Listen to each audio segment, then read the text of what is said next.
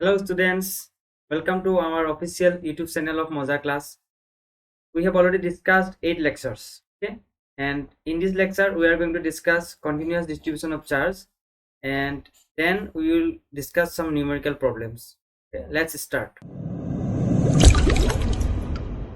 So last class what we have discussed, আমি last class কি discuss কৰিছিলো, আমি last class ডিসকাস কৰিছিলো যে তোমাৰ যেটো ফোৰ্স থাকে, ফোৰ্স যদি মাল্টিপল চাৰ্জৰ কাৰণে ফোৰ্স হয়, মাল্টিপল চাৰ্জে যদি এটা সিঙ্গল চাৰ্জক ফোৰ্স এপ্লাই কৰে তেতিয়া কি হ'ব, and that is called as superposition principle of force, electrostatic force.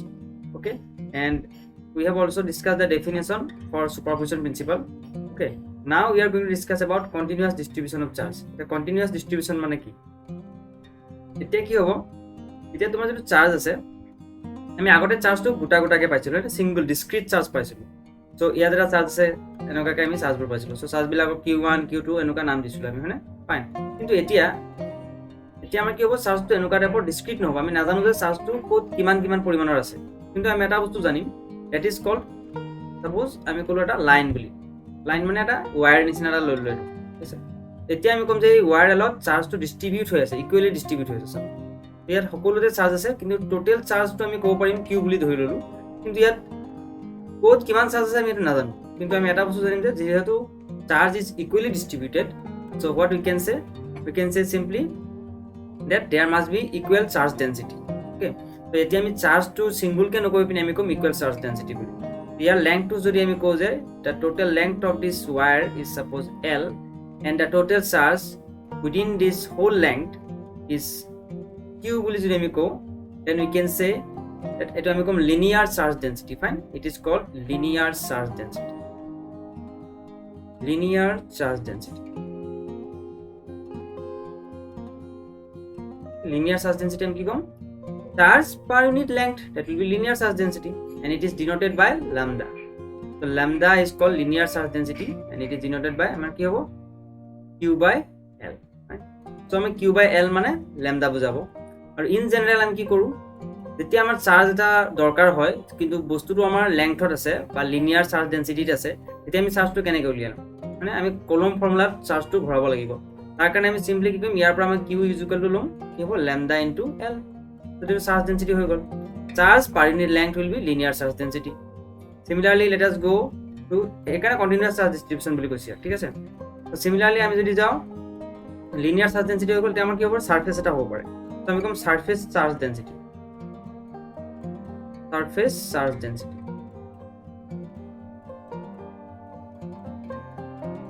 তো সাৰফেস চাৰ্জ ডেন্সিটি কি হ'ব, যিকোনো এটা সাৰফেস যদি থাকে, এনেকুৱা এটা সাৰফেস এটা আছে আমাৰ ওচৰত সাৰফেস, এই সাৰফেসটো চাৰ্জটো ইকুৱেলি ডিস্ট্ৰিবিউট হৈ আছে বুলি আমি ক'ম। ফাইন, তো charge is distributed equally within this surface. So we cannot directly say that কিমান চাৰ্জ কোনটো পোর্শনত আছে, okay, we cannot say that. So because of that we have to consider that the total charge, because of that we have to consider the total charge. The total charge আমি কি বুলি ক'লো, গোটেই চাৰ্জটো কিমান আছে বুলি কৈ আমি কিউ বুলি ক'লো, ঠিক আছে, কিউ। আৰু ইয়াৰ গোটেই সাৰফেসটোৰ যিটো এৰিয়া, সেইটোক আমি ক'লো এ বুলি, ঠিক আছে? এৰিয়া ক'লো আমি, এৰিয়া হৈ গ'ল এ, গোটেই এৰিয়াটো ডিস্ট্ৰিবিউট হৈ আছে। So it is called as surface charge density, and what we can write sigma. So sigma is equal to surface charge density, তার মানে charge per unit area. Right, and it can be represented as, আমি চার্জটো কেনেকৈ represent কৰিব পাৰিম ইয়াৰ পৰা, so Q will be equal to sigma into A. Fine, so এইটো হ'ব আমাৰ surface charge density। তাৰ পৰা আমি পাম এইটো sigma is called surface charge density and lambda is called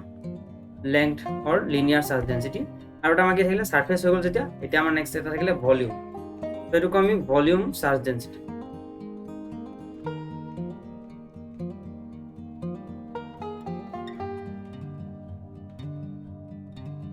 তো ভলিউম চাৰ্জ ডেন্সিটি আমাৰ কি হয় চোৱা, তো ভলিউম মানে এতিয়া আমি অবজেক্টটো টোটেল ভলিউম এটা লৈ ল'ম, মানে এটা বাক অবজেক্ট লৈ ল'ম। অবজেক্টটো বাক লৈ লোৱাৰ পাছত কি কৰিম, এতিয়া চাৰ্জটো কি হৈছে, গোটেই অবজেক্টটোৰ ভিতৰত আৰু সাৰফেসলৈকে আছে, মানে অবজেক্টটো চাৰ্জটো সকলো জেগাতে আছে, উইদিন দা ভলিউমটোৰ ভিতৰত গোটেই চাৰ্জবোৰ সোমাই আছে। তো তেতিয়া আমি কি ক'ম, ইয়াৰ ভলিউমটো আমি ক'লো ভি বুলি, ভলিউম, ঠিক আছে, ইট ইজ ভি। আৰু ইয়াত যিটো টোটেল চাৰ্জ আছে সেইটো আমি ক'লো কিউ বুলি, সিম্পল। তো ভলিউম চাৰ্জ ডেন্সিটি যেনে আমাৰ মাছ ডেন্সিটি আছিলে মাছ পাৰ ইউনিট ভলিউম ইয়াত চাৰ্জ ডেন্সিটি বুলি কৈছে it will be charge per unit volume and it is given by rho is equal to charge per unit volume fine তো সেইকাৰণে ইয়াৰ পৰা যদি মই চাৰ্জ উলিয়াবলৈ হয় কেনেকৈ উলিয়াম simply charge at sum point will be q is equal to rho into v এটো হৈ যাব আমাৰ এনেকুৱা এটো আমাৰ সিম্পল চাৰ্জটো আমি উলিয়াই দিব পাৰিম যদি আমাৰ এতিয়া সৰু সৰু পোৰশন ললো এলিমেন্টাৰী পোৰশনটা লো লিনিয়াৰ চাৰ্জৰ কাৰণে তেতিয়া মই কি লিখিব পাৰিম চাৰ্জটো আমাৰ এলিমেন্টাৰী হৈ যাব কাৰণ ইমানকন পোৰশনত যদি সাপোজ মই চাৰ্জ উলিয়াব লাগে সো ইমানকন পোৰশনৰ লেংথটো কি হ'ব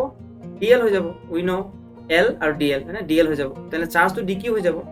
so in this case we can write dq is equal to lambda into dl এটো আমি এনেকৈ লিখিব পাৰিম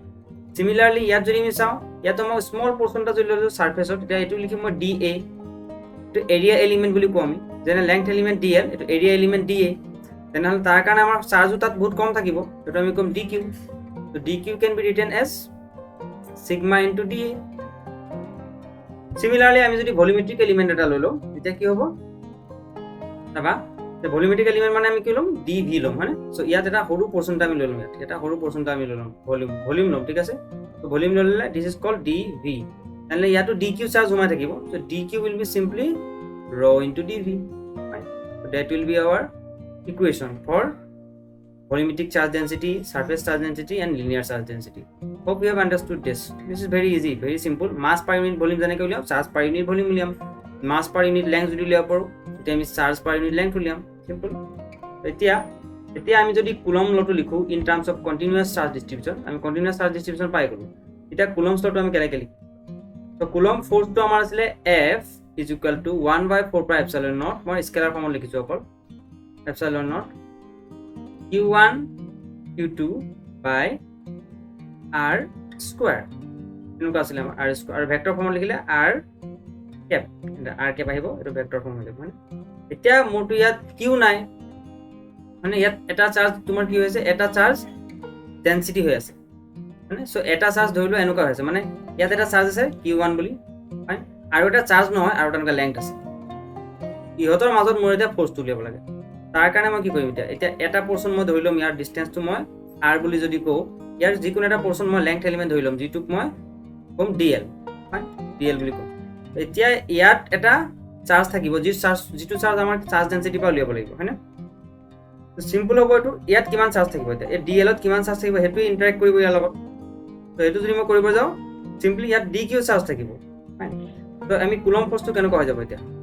যেতিয়া আমি লিনিয়াৰ চাৰ্জ ডেন্সিটি ইনক্লুড কৰিম দুইটাৰ মাজত ফোর্স কিমান উলিয়াব লাগে তেতিয়া আমি লিখিম f is equal to 1 by 4 pi epsilon naught এটো আমি লিখিলো দেন q1 to থাকিলে ঠিক আছে এটা q2 ৰ জায়গাত আমি কি লিখিম ইয়াত কি চাৰ্জ আছে so q জায়গাত আমাৰ হৈ যাব dq by r square থাকিলে আৰু আমাৰ এফালে কি হৈ গল r cap ফাইন এটো হৈ গল এটা dq মানে কি আমি জানো dq মানে ইয়াত চোৱা এটা dq লিখি দিলো কাৰণ ইয়াত ফোৰ্সটো কমি যাব সো ফোৰ্সটো আমি এটা df বুলি লিখিব পাৰিম স্মল ফোৰ্স এটা আমাৰ কি হ'ব df আৰু ভেক্টৰ ফৰ্মত লিখি দিলো তো এটোকে আমি এটা কেনেকৈ লিখিব পাৰিম dq মানে আমি অলৰেডি জানো so 1 by 4 pi epsilon naught লিখিলো মই q1 লিখিলো dq মানে we have already discussed dq linear charge density কাৰণে dq হৈ যাব আমাৰ কি এটো dq মানে lambda dl তো ইয়াত আমাৰ dl পোৰশনটো আছে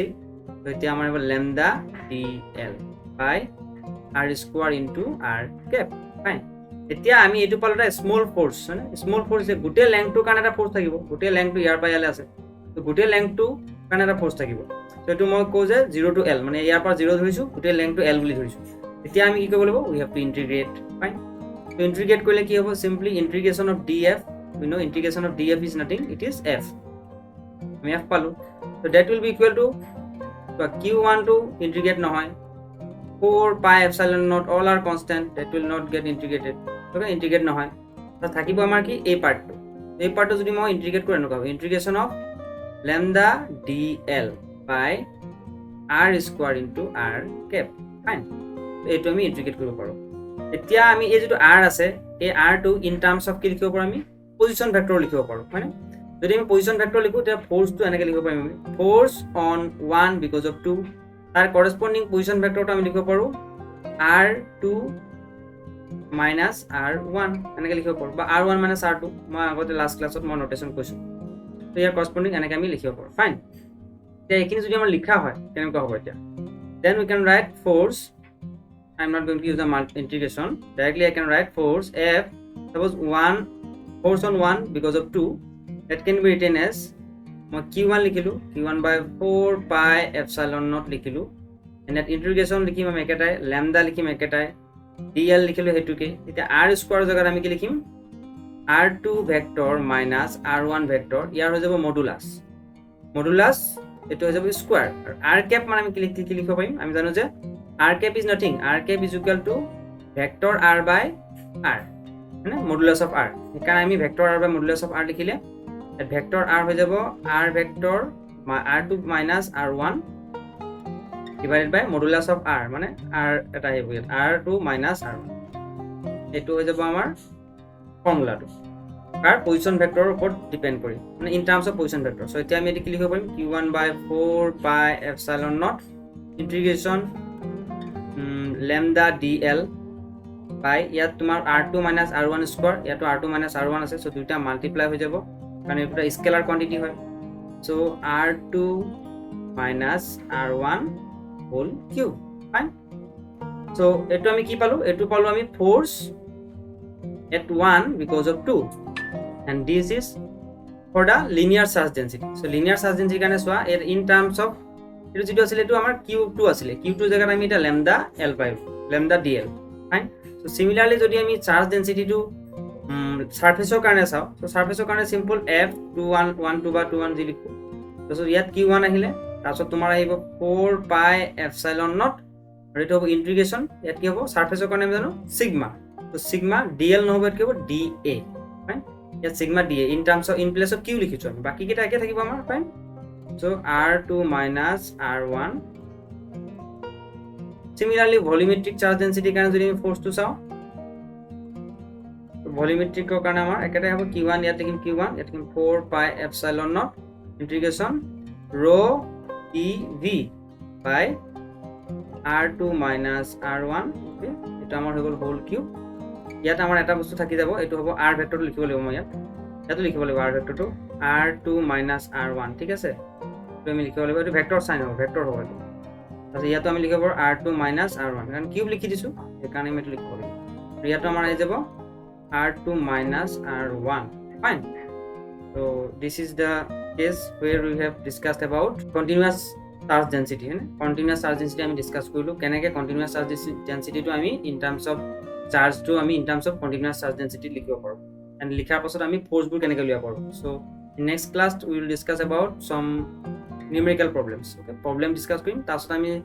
যাম ইলেক্ট্ৰিক ফিল্ড হলে ইলেক্ট্ৰিক ফিল্ড লাইন্স কি হয় ইলেক্ট্ৰিক ফিল্ডৰ ইকুৱেশন টু কি মানে ইলেক্ট্ৰিক ফিল্ডৰ পৰা আমি continuous charge distribution কাৰণে কৰিব পাৰিম বেলেগ কন্ডিশনৰ কাৰণে কৰিব পাৰিম so we will discuss all this topic hope you have understood the concept of continuous charge density and next class we will meet again so till then keep learning keep growing all the best thank you